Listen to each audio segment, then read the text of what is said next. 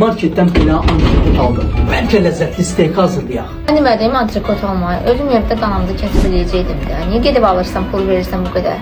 Bu dəfə almışsan da daha gedək hazırlayaq.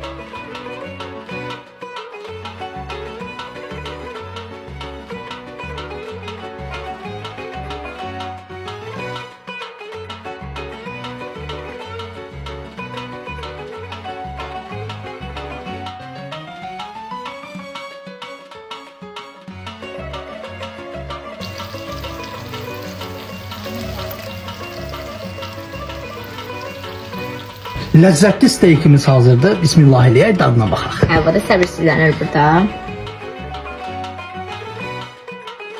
Nə qədər yumuşaq, ləzzətli, içi sulu. Çox əla çıxıb da, yəni evdən belə sadə formada hazırlayıb dada bilərsiniz. Əminəm ki, dadından məmnun qalacaqsınız. Bəli, bəli.